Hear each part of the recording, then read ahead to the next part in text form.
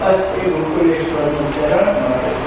એના ચરણમાં સ્મરણ અને એનું ભજન. ભજન એટલે સેવા. ભજન નો અર્થ આપણે જેને ભજન કહીએ છીએ ક્યાંય ગ્રામરમાં એવો અર્થ નથી બતાવ્યો. સંસ્કૃત વ્યાકરણમાં ભજેદાતું જેના ઉપરથી ભજન શબ્દ મળે તો ભજે સેવાયા. ભજે ધાતુનો અર્થ, ભજનનો અર્થ છે સેવા.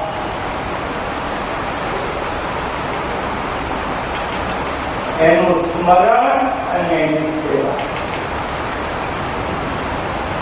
આ જીવનમાં ક્યારેય પણ છોડવા નહીં. આ સિવાય બીજું જોઈતું જ નથી ને.